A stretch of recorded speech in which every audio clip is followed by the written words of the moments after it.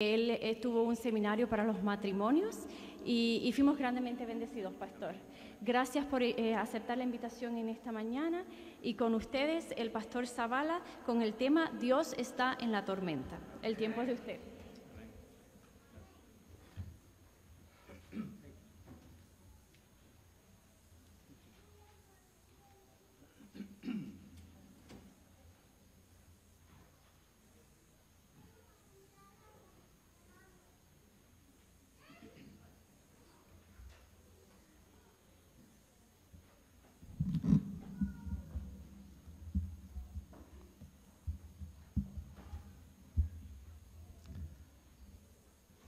Feliz sábado para todos. Gracias por invitarme de nuevo. Si les pidiera que pensaran en personajes bíblicos de esos a quienes consideramos verdaderos héroes de la fe, los grandes en la vida espiritual, cuyos nombres están en la palabra de Dios, ¿qué nombres por lo regular acuden a la mente cuando pensamos en los héroes de la fe? A ver, ¿qué nombres son los que, sin hacer mucho esfuerzo? Abraham, probablemente el primero que mencionamos. No falta Abraham en la lista. Pero además de Abraham, también pensamos en Moisés, el apóstol Pablo. Job también, claro. David, ese es otro nombre. No habíamos mencionado a ninguna mujer, pero ahí está Esther, por supuesto. Y probablemente Ruth también. Quizás Noemí también. Elías no puede faltar. Ahora, bueno, la lista es larga, pero a donde quiero ir realmente no es tanto a los nombres, sino a qué factores se combinaron para que ellos llegaran a ser grandes entre los grandes. Es decir, ¿qué hizo de ellos héroes de la fe? Hay muchos factores, y no los vamos a mencionar todos, el tiempo no está a nuestro favor, pero si pudiéramos pensar en uno que destaca en la vida de ellos, ¿cuál sería? La fe, ¿verdad? Por eso en Hebreos capítulo 11 los nombres de ellos, o casi todos ellos, están. Ahora, en común, además de la fe, hay un factor que los coloca en la misma categoría, pero antes de mencionarlo, quiero contar una historia que leí de un autor muy conocido, ya fallecido, Norman Vincent Peale, y él cuenta la historia de cuando era apenas un muchachito. Dice él que en una oportunidad, con su hermano Bob, estaban de visita en casa de la abuelita. La abuelita vivía en un lugar de Ohio llamado Lynchburg. Y Lynchburg era conocido porque se desataban tormentas muy poderosas. Y dice Norman, estando de vacaciones con su hermanito allí, una noche en efecto se desató una tormenta muy fuerte. Tan fuerte que ellos dos, después que estaban en la cama, listos para dormir, por supuesto no podían dormir. Cuenta él que en particular los tenía muy asustados. Un árbol que parecía que en cualquier momento, por la fuerza tan terrible del viento, en cualquier momento podía partirse y salir disparado hacia la ventana del cuarto donde ellos estaban. Y allí estaban ellos mirando cómo el árbol se torcía, solo que se torcía con una peculiaridad, se torcía por supuesto en la misma dirección del viento.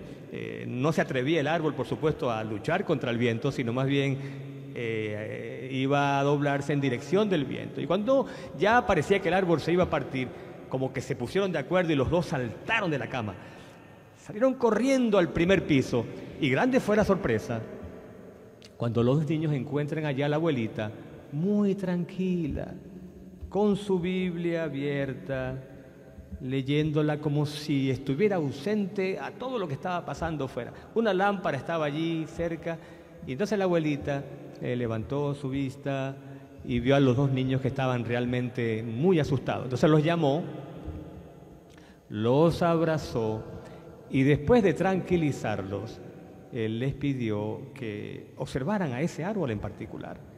Y entonces les dijo, miren, ese árbol no va a caer. Y no va a caer, y le dijo lo que mencioné ahora. Miren cómo él dobla su tallo como jugando con el viento, no en contra del viento. Pero además no va a caer porque sus raíces son muy profundas. Ese árbol va a estar aquí por muchos años. Los niños comenzaron a tranquilizarlos, al escuchar a la abuelita hablar con tanta seguridad y con tanta tranquilidad.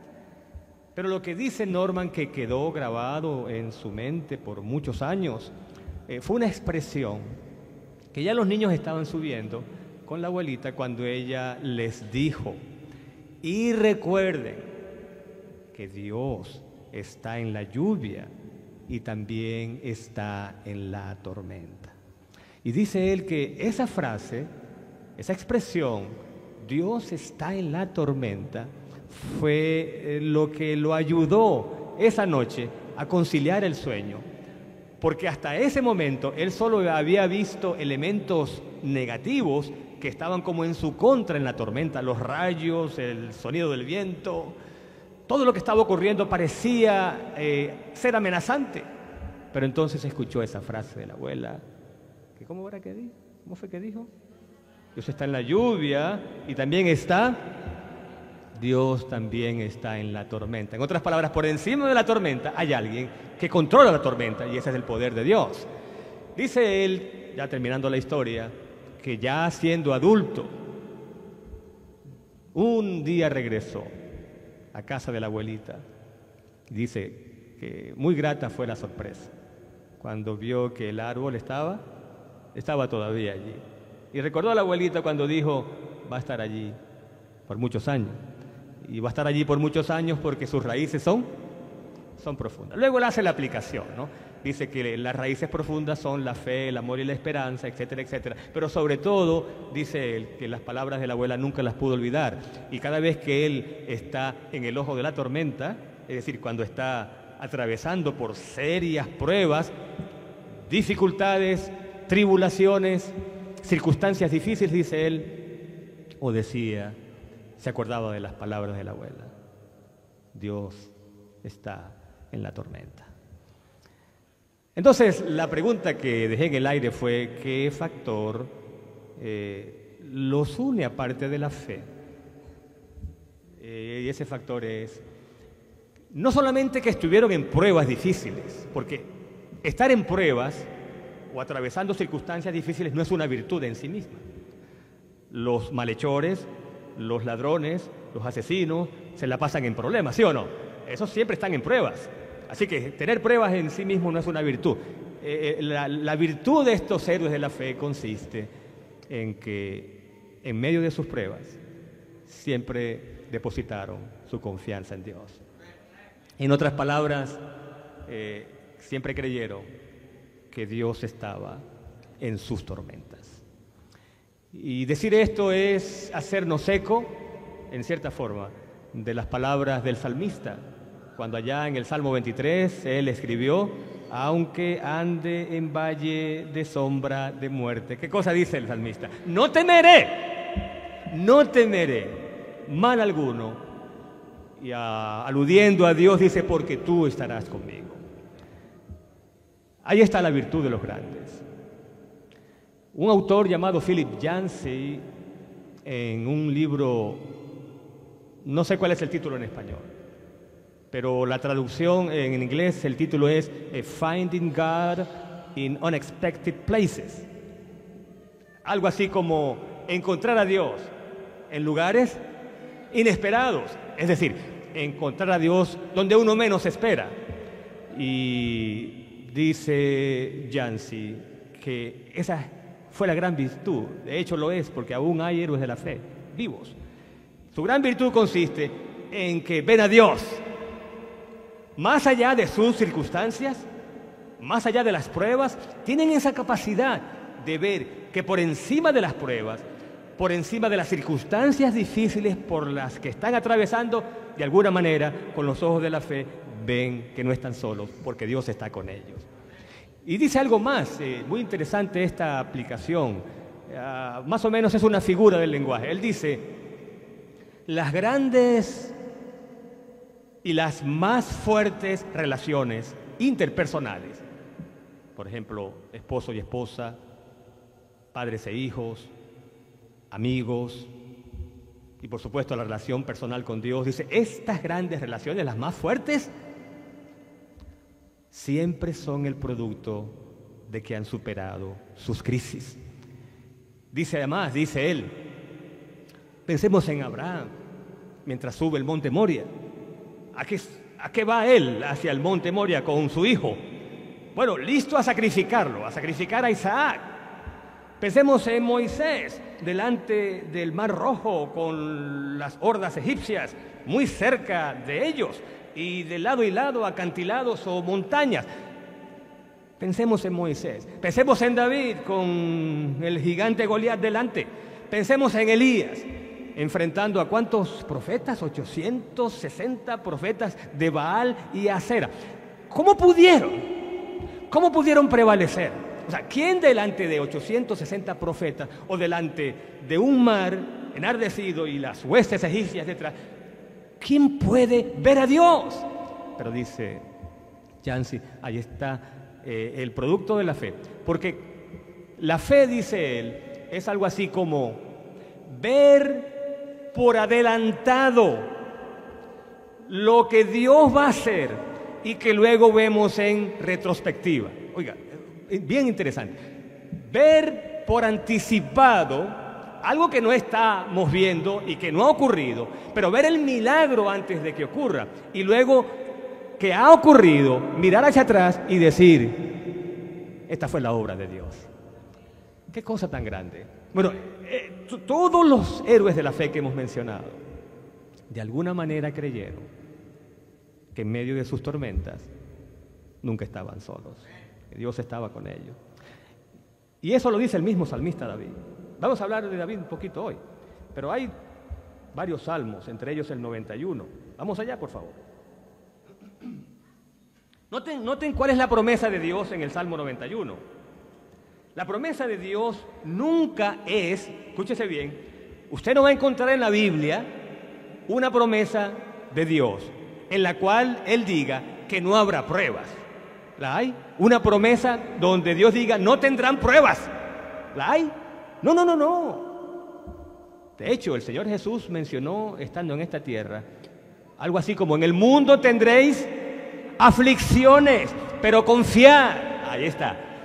Tendrán aflicciones, pero confíen, yo he vencido al mundo. Ahora, en el Salmo, noten ustedes, ¿cuál es la promesa en el Salmo 91? El versículo 15. Me invocará y yo le responderé, con él estaré en la angustia. ¿Cuál es la promesa? Con él estaré en la angustia. Contigo voy a estar. O sea, vas a tener pruebas, vas a enfrentar circunstancias difíciles. Por momentos sentirás que estás en el ojo de la tormenta y que no puedes prevalecer. Pero mi promesa es, no que no tendrás pruebas, sino que estaré contigo en la prueba, en la angustia, en el ojo del huracán. Ahora, cuando yo pienso que tendré pruebas, pero que Dios estará conmigo, entonces ya no tengo por qué temer a la prueba. No tengo por qué temer a la prueba. ¿Por qué no? Porque la promesa es, estaré contigo. ¿Amén? Y noten, leyendo un poquito antes del mismo Salmo 91, no lo vamos a leer todo, por cierto. Noten de qué maneras Dios a veces trabaja cuando estamos en la angustia. Dice allí el versículo 11 del mismo Salmo 91. Pues a sus ángeles mandará ¿con qué misión? ¿Con qué misión enviará a los ángeles? Que te guarden en todos tus caminos. Ahora, teniendo esta información como telón de fondo, vamos a hablar un poquito de David. Porque hubo un momento de su vida donde vivía constantemente en la tormenta. Es que no había salido de una tormenta cuando ya estaba entrando en otra. Y ese periodo tan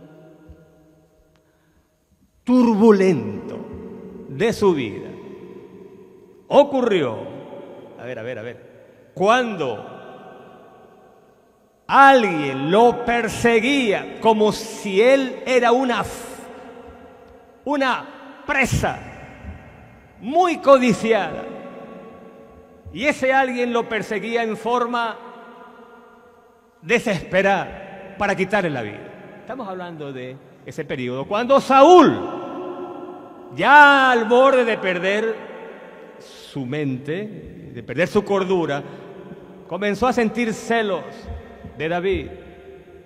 Nos ubicamos de cueva en cueva, de una cueva a otra, y el hombre estaba desesperado. Y llegó un momento en su vida, durante ese tiempo tan turbulento, cuando David razonó: ¿qué sentido tiene? O sea, ¿qué sentido tiene que siga huyendo? Él tiene el respaldo de todo el ejército del pueblo de Israel. Yo tengo el apoyo. Era una banda de merodeadores, gente perseguida por la justicia, que él logró, unificar y convertirla en su guardia personal. Pero ¿qué podían unos centenares contra miles y miles de hombres que lo buscaban como una presa muy codiciada? Y dijo: al final me va a alcanzar, al final me va a matar, no tiene sentido. Pero por supuesto, allí David no es el mismo David que llegó a decir, ¿verdad? Aunque ande en valle de sombra de muerte, etcétera, etcétera. De alguna manera perdió la fe. De hecho, en algún momento voy a leer de este libro, Patriarcas y Profetas, que el hermano White dice exactamente eso. Perdió la fe y ha debido confiar que Dios, el Dios que lo había protegido, seguiría protegiéndolo. Así que, a ver, ¿quién recuerda qué hizo David? De hecho, el relato está en 1 Samuel 27. David pensó en su corazón: al final seré muerto algún día por la mano de Saúl. 1 Samuel 27. Por tanto, será mejor que me fugue a la tierra de, de los archienemigos del pueblo de Israel. ¿Y quiénes eran ellos? Los filisteos. Noten cómo el esquema, la perspectiva de David se perdió. ¿Quién en su sano juicio va a buscar refugio en tierra de sus acérrimos enemigos? Bueno, David perdió la fe y perdió en cierta forma la cabeza, porque allá fue a parar. Y no vamos a contar toda la historia, pero el rey Aquis lo recibió. Y de hecho, vivió allí entre los filisteos, versículo 7, 1 año y 4 meses, 16 meses en territorio enemigo. Pero entonces ocurrió algo interesante. Para variar, estalló una batalla entre los filisteos y los israelitas, una de tantas. Y ahora David sí se encontró en un serio problema. ¿Y cuál era el problema en el que se encontró David? ¿Para quién voy a pelear? ¿A favor de quién? ¿Pelear en contra de su propio pueblo? Jamás. Él no lo iba a hacer. No estaba tan loco así. Pero pelear en contra del rey Aquis, que me ha recibido con tanto cariño. Así que un problema que él mismo se buscó. Pero aquí está lo que en esta hora queremos destacar. Dios está no solamente en nuestras tormentas, sino que muchas veces esas tormentas son creadas por nuestros propios errores, ¿o no? Muchas veces son el producto de nuestras malas decisiones. Y este Dios nuestro es tan grande y tan amante que aun cuando la tormenta sea producto de nuestros errores, Él no nos abandona. Y ahí está con nosotros en nuestra tormenta, porque Él prometió: estaré contigo en la angustia. Y entonces, ¿qué ocurrió? Bueno, lo que ocurrió fue un milagro de Dios. Y por eso recomiendo la lectura de ese capítulo del libro Patriarcas y Profetas, titulado David en Ziklag. Y en ese capítulo dice la sierva del Señor que Dios envió a sus ángeles. Porque fíjense la circunstancia. La circunstancia es que ya los filisteos están listos para ir a la batalla. Y ahora, dentro de los filisteos, algunos capitanes comienzan a murmurar, porque ven que David está allí. Y dicen: un momentito, su majestad, bueno, no lo dice así la Biblia, pero es el rey Aquis. Sus capitanes se dirigen al rey y le dicen: momento, su majestad, ¿qué hacen estos hebreos aquí? Eso está en el versículo 3 del capítulo 29. ¿Qué hacen estos hebreos aquí? Versículo 3. En otras palabras, en plena batalla nos pueden dar la espalda, y eso es lo que dicen. Despide a este hombre, versículo 4, que se vuelva al lugar que le señalaste, no venga con nosotros a la batalla, no sea que en la batalla, ¿estás leyendo la Biblia ahí? ¿Qué dice? Se nos vuelva un enemigo. Eso es un razonamiento lógico. Y el rey entonces, muy a su pesar, noten la amistad tan fuerte que se entabló entre el rey Aquis y David, que el rey tuvo que decirle a David de muy buena manera: hijo, vas a tener que irte. De hecho, las palabras de Aquis son muy reveladoras, porque en el versículo 9 dice el rey: Aquis respondió: sé que has sido bueno en mis ojos como un ángel de Dios. Eso dice el rey filisteo de David, porque David se había portado muy bien con él. Y entonces le dice: pero los príncipes han dicho, no venga con nosotros a la batalla. Y David tuvo que irse. Pero aquí viene, bueno, él estaba ya en la tormenta. Pero entonces nos dice: ¿qué pasó allí? Miren, en este capítulo tan interesante de Patriarcas y Profetas, Elena White nos dice qué fue lo que pasó. Dice allí: el Señor, en su gran misericordia, no castigó el error de su siervo. ¿Cuál fue el error de su siervo? Refugiarse en territorio filisteo. No lo castiga. Aunque David, al perder su confianza en el poder divino, había vacilado y se había desviado del sendero de la integridad estricta. Sin embargo, dice, David seguía teniendo en su corazón el deseo de ser fiel a Dios. Y ahora miren, mientras que Satanás y su hueste estaban activos y ayudaban a los adversarios de Dios y de Israel, Dios, en cambio, comisionó a sus ángeles para librar a David del peligro en que había caído. ¿Cómo lo hizo? Los mensajeros, estoy leyendo, los mensajeros celestiales movieron a los príncipes filisteos para que protestaran contra la presencia de David en el ejército filisteo. O sea, de alguna manera, Dios, que es todopoderoso, envió a sus ángeles para que, ¿cómo lo hicieron? No sé, para que persuadieran o movieran a esos capitanes, para que dijeran: no queremos a este hombre en el ejército.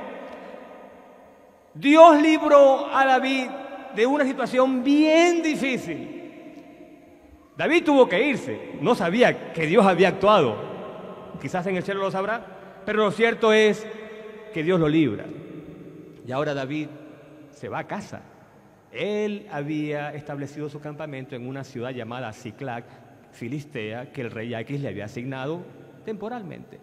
Cuando él llega a Ziklag, acuérdense de que David huye desde Palestina, de su pueblo, porque Saúl lo persigue. El rey Aquis lo recibe, pero ahora no lo quiere y ahora tiene que irse. O sea, peor las cosas difícilmente podían ser, pero cuando llega a Ziklag, capítulo 30.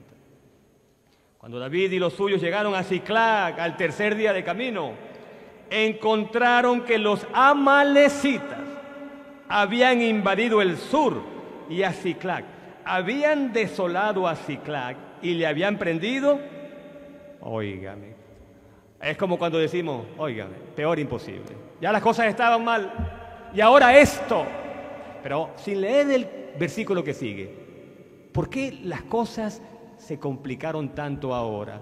¿Y por qué era tan duro para él y para sus hombres encontrar que Ziklag había sido quemada y desolada? ¿Quiénes vivían en Ziklag? No solamente ellos, sus esposas y sus hijos. Y ahora encuentran todo quemado. ¿Y dónde están nuestras esposas? ¿Y dónde están nuestros hijos? ¿Se imaginan ustedes, hombres? Hombres, llegar y encontrar, no están las esposas, no están los hijos, se los han llevado a todos como botín. Oiga, eso es como para sentarse a llorar. Y en efecto, eso fue lo que ocurrió. Resulta que estos hombres, duros como eran, curtidos en batalla, aparentemente sin sentimientos, cuando llegan al lugar y encuentran que no están los hijos, las esposas, dice, versículo 4, entonces David y su gente alzaron su voz y lloraron hasta que les faltó la fuerza para llorar. Podríamos decir peor imposible, o todavía podían complicarse más las cosas. ¿Podrían complicarse más las cosas aún?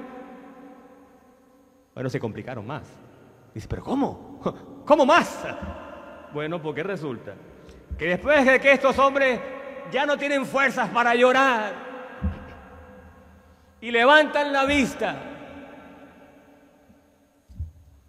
quizás comenzó por ser uno que miró a David y quizás dijo otro en un murmullo muy bajito, esa es culpa de él, porque ¿cómo se le ocurrió llevarnos allá y dejar a las mujeres solas con los niños? Y el murmullo comenzó a...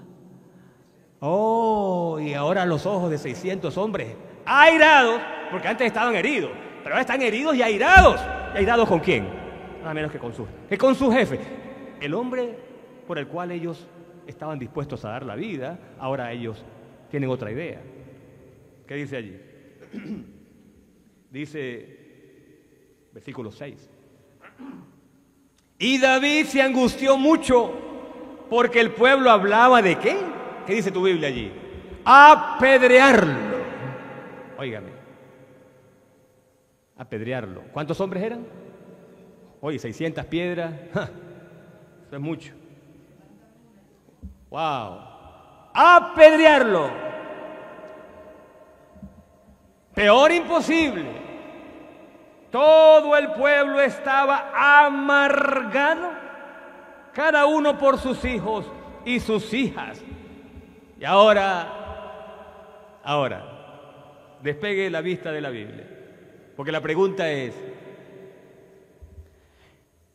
según lo que dijimos al principio, ¿qué es lo que caracteriza a los grandes?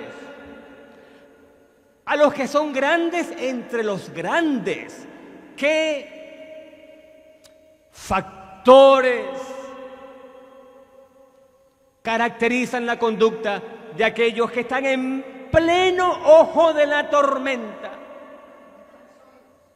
Que por encima de la tormenta, de alguna manera, llegaron a depositar su confianza en aquel que es el Dios de la tormenta. En otras palabras, algo ocurrió.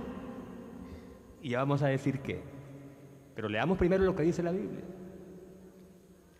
Todo el pueblo estaba amargado, cada uno por sus hijos e hijas, pero hay un pero ahí.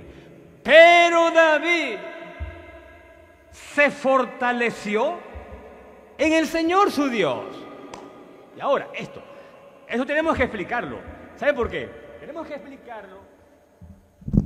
que explicarlo porque tú y yo, o bien estamos saliendo de una tormenta, o bien estamos en la tormenta, o bien estamos a punto de entrar en una tormenta. En otras palabras, esta vida es tormentosa. Esta vida es difícil. A veces no hemos salido de una cuando estamos entrando en otra. Y eso es lo que David está viviendo. Pero dice la Biblia que él se fortaleció en el Señor en el momento más difícil. Ahora, ¿qué pudo haber hecho este hombre? O sea, ¿qué pudo haber hecho que tú y yo podamos hacer si ahora mismo estamos en el ojo de la tormenta?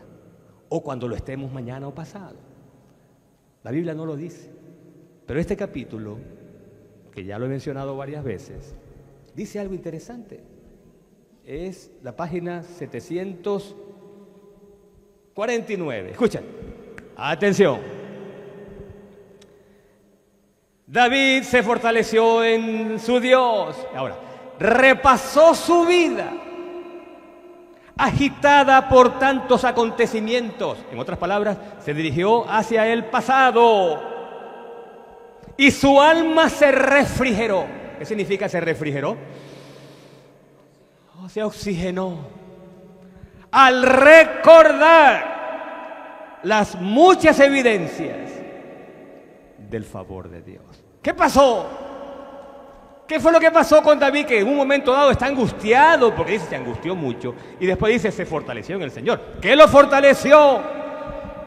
Recordó las muchas ocasiones en las que él mismo estuvo en tormentas pasadas, y entonces se dio cuenta, dice, un momentito, nunca he estado solo. Nunca me ha abandonado Dios. Y si nunca me ha abandonado Dios, ¿por qué me habría de abandonar ahora? En otras palabras, hizo lo que él mismo escribió en otro salmo.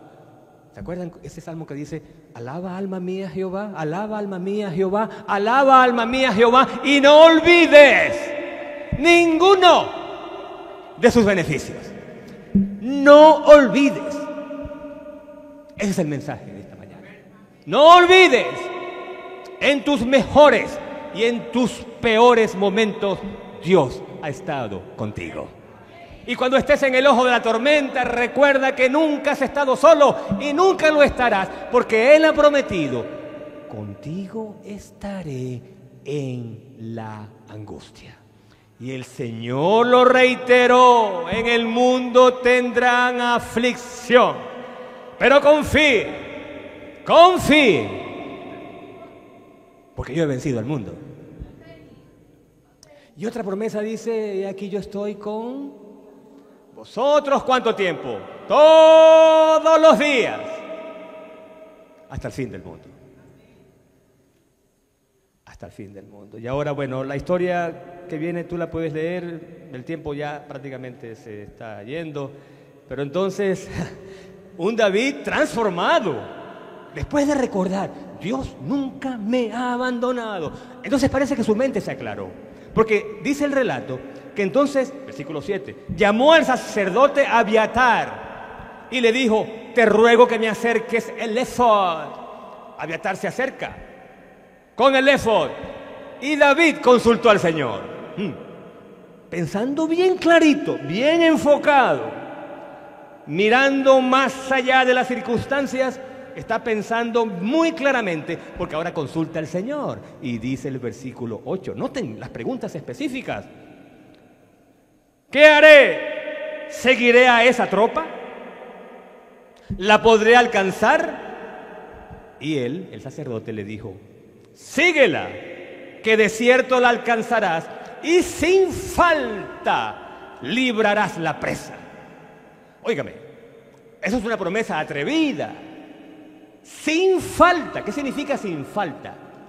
No faltará ni una mujer, no faltará ni un hijo, todo lo vas a recuperar. Bueno, si usted lee el resto del capítulo, llegará a los versículos 18 y 19, y el 18 dice, y David, claro, después de perseguir y dar alcance a los amalecitas, libró todo lo que los amalecitas habían tomado. Versículo 19, este versículo 19. Pocas palabras, 5 palabritas, pero dice allí, no les faltó cosa alguna.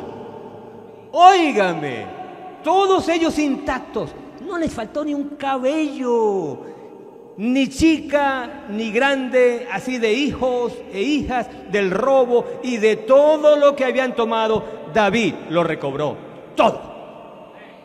Ese es el poder de Dios. Insuperable, inimitable, nada puede contra Dios. Un Dios que promete y cumple lo que promete.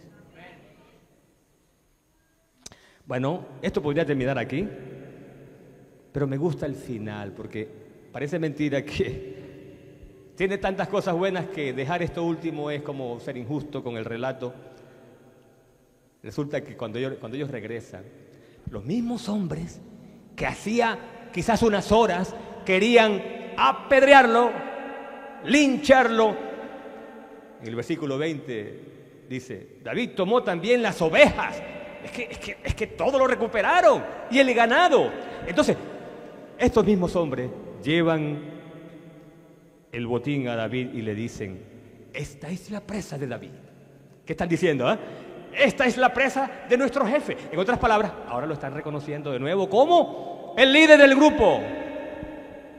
Pero ahora, no sé cuántos recuerdan un incidente muy especial, que algunos consideran el Evangelio en anticipación. Y es que cuando iban los 600 hombres detrás de los amalecitas, resulta que un grupo se cansó, porque la cacería era a toda marcha, a toda marcha, a toda marcha. Ahí van nuestros hijos, nuestras esposas, a toda marcha. Y ya 200 hombres que ya estaban cansados del viaje anterior. Pero no podemos más. No. Sigan ustedes. 400 siguen adelante.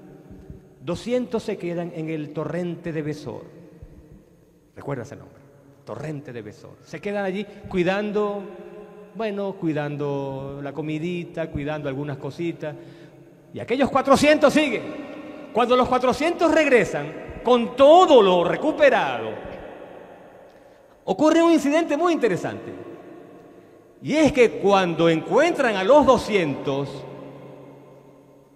resulta que versículo 22, los malos, así los llama el relato, los malos y perversos que habían ido con David, dicen, siendo que ellos no fueron con nosotros, bueno, parecen unos muchachitos, ¿verdad? Siendo que ellos no fueron con nosotros, no les daremos del botín que hemos tomado, que cada uno tome a su esposa, sus hijos y que se va. Ay, qué cosa tan egoísta, ¿cómo es posible? Un momento de gozo, tremenda victoria, un regalo de Dios, recuperan todo. Y ahora ustedes dicen, no, agarren a sus esposas y a sus hijos y se van. Este botín es para nosotros los 400 que peleamos. Por Dios, nunca falta alguien así. Nunca falta alguien así. Pero David les dijo, noten cómo el que ha estado en la tormenta y ha visto el poder de Dios manifestarse en su favor en plena tormenta, no puede ser la misma persona que era antes de la tormenta, porque hay una transformación. Hemos visto el poder de Dios obrando en nuestro favor y ahora queremos actuar como representantes de Dios. Y dice David, hermanos míos, qué cosa tan grande esto, no hagáis eso con lo que nos ha dado el Señor, que nos guardó y entregó en nuestras manos esa banda que vino sobre nosotros.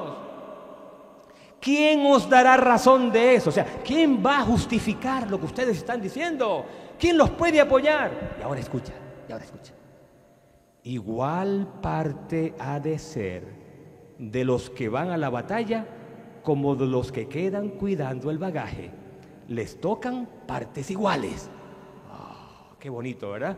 ¡Qué cosa tan grande! Desde aquel día, dice el versículo 25, eso fue ley y norma en Israel. Y ahora el espíritu dadivoso de David se manifiesta en forma desbordante, porque los siguientes versículos dicen que del botín, que era tan grande, David envió comida y ropa y todo lo que ellos lograron capturar a sus hermanos. Leamos nada más el 26. Cuando David llegó a Siclag, envió de la presa del botín, envió a los ancianos de Judá, sus amigos, diciendo, escuchen, aquí va una bendición para vosotros. ¿Aquí va qué cosa? Una bendición de la presa de los enemigos del Señor. Y le envió a todos los pueblos que están allí, que se mencionan hasta el versículo 31. En otras palabras, este es un regalo de Dios. Vamos a compartirlo con todos los hijos de Dios. En otras palabras, ¿qué es lo que hemos aprendido hoy? Número uno, la primera gran lección dice que en medio de nuestras tormentas, de nuestras circunstancias más difíciles, cuando parece que el mundo se nos viene encima y que la tierra se abre, allí está Dios contigo. Nunca te faltará Dios. Nunca, porque su promesa es todos los días hasta el fin del mundo. Número 2, Número 2. Oh, de gracia recibiste. Dad de gracia. Si has estado en la tormenta o cuando salgas de ella, recuerda que no puedes ser la misma persona. Porque estar en la tormenta significa tener a Dios tan cerca de ti que tú no puedes salir de ella siendo la misma persona. Ahora eres un hombre o una mujer transformados. Diferente, porque has visto el poder de Dios. De un Dios que no solamente es poderoso, un Dios que también es bondadoso. Y ahora, de gracia recibiste, date gracias. Y qué bueno pensar en un tema como este, ¿verdad? Porque la semana que viene vamos a estar celebrando, ¿qué cosa? ¡Oh, acción de gracias! ¿Qué te ha faltado? ¿Qué no has tenido? Bueno, podemos decir, hemos tenido, y casi que nos ha sobrado para compartir. ¿Sí o no?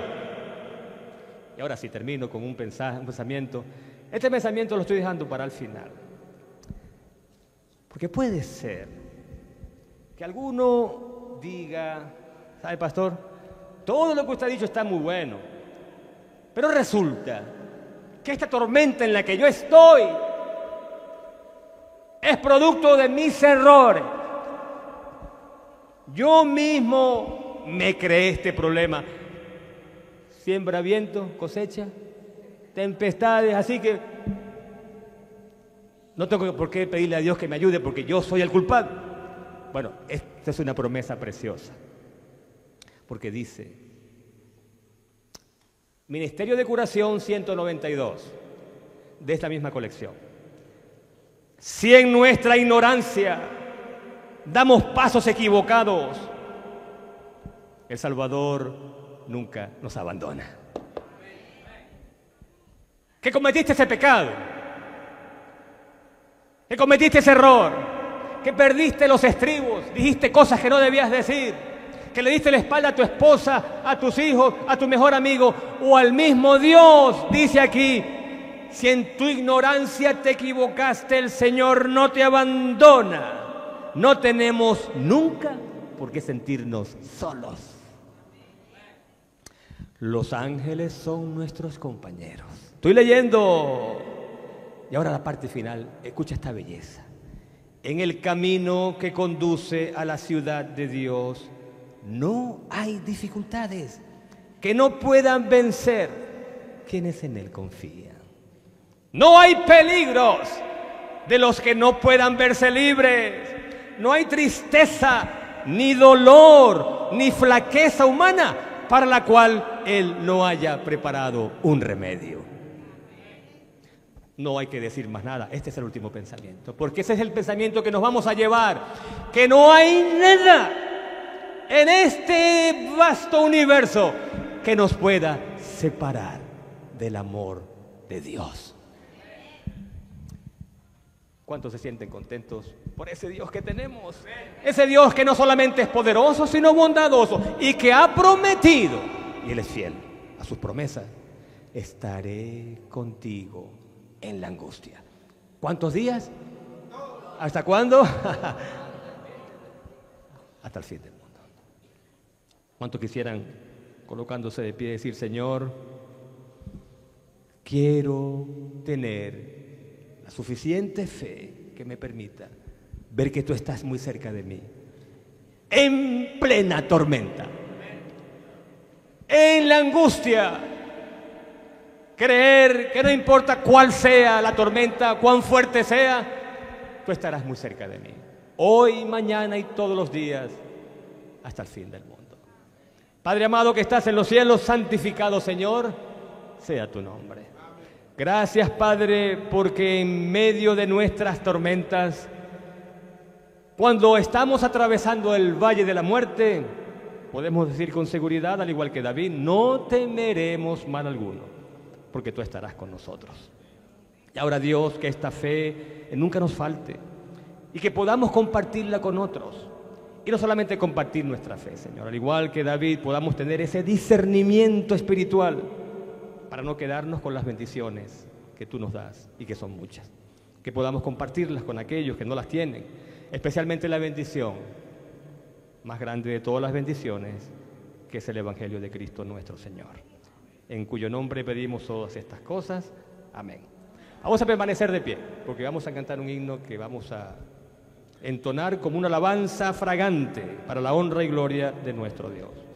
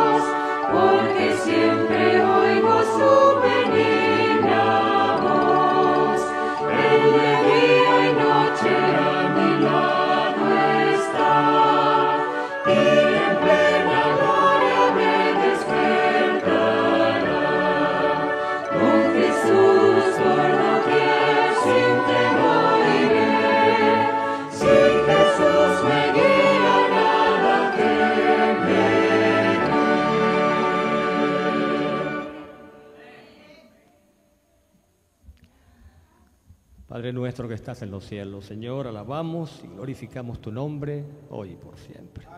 Oh Dios, gracias, Señor, por tus preciosas promesas, pero especialmente esa promesa que dice que aunque estemos en el valle de la muerte, no tendremos por qué temer, porque allí mismo tú estarás con nosotros. Y gracias porque esa promesa no es solo para hoy o mañana, sino para todos los días, hasta el glorioso día en que tú vengas a buscarnos. Y ahora, Dios, antes de despedirnos, queremos colocar en tus manos de amor a cualquier miembro de esta iglesia o persona que nos esté visitando, que en este mismo momento esté en la tormenta. Oh Señor, no sabemos cuáles son sus circunstancias, cuán difíciles sean, pero queremos, Señor, que tú fortalezcas, al igual que a David, la fe de esta persona, para que ella pueda creer, Señor, que no hay nada en este mundo que le pueda ocurrir de la cual tú no tomes nota, Dios. Nada que tú permitas que sea para su perjuicio. Al contrario, Dios, que si tú permites alguna tormenta, siempre habrá alguna bendición al final de ella. Pero sobre todas las cosas, Dios, que esta persona pueda creer que su problema de salud, de trabajo, financiero, problema familiar o de cualquier naturaleza, ya tú lo conoces. Ya tú has tomado nota, Dios, y en el momento oportuno tú darás la solución y el remedio. Pero por ahora, Dios, antes de despedirnos, queremos darte gracias por estos momentos tan preciosos, por las promesas que hemos escuchado, Dios, que nos fortalecen y nos animan a seguir adelante. Pero queremos decirte, Señor, que es verdad, esta vida es tormentosa, pero mientras tú nos tengas acá, queremos ser luces que brillen, Dios. Que les digan a otros que hay poder en ti y que hay un Dios en los cielos que está pendiente de cada uno de sus hijos. Y que anhelamos, Señor, ver ese día precioso cuando el Señor venga por nosotros. Queremos ver su rostro, darle gracias y decirle a Él, con todos los ángeles y los santos de toda la eternidad, que lo amamos y que agradecemos haber estado con nosotros en nuestros momentos más difíciles. En su nombre santo lo pedimos. Amén.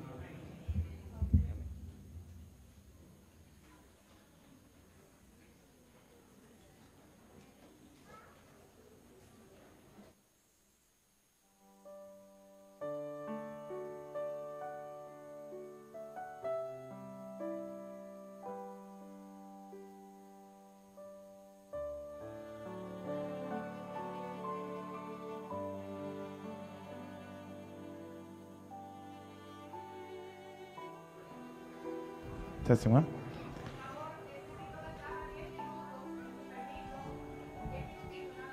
Las damas 10 minutos. Quería también invitarlos a todos. Esta tarde vamos a tener Sunset Sabbath. Vamos a ir a un local a ver la puesta del sol. No sé si algunos conocen dónde es la Atlantic con Sawgrass.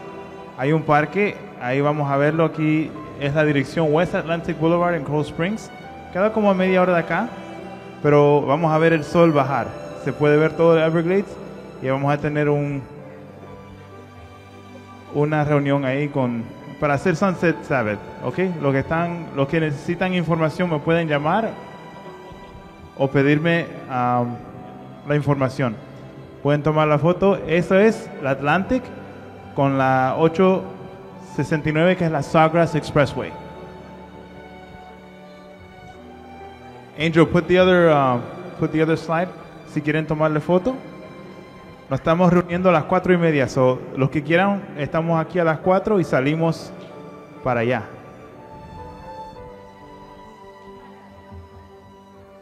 No, Sawgrass Expressway es perpendicular. Es que se dobla.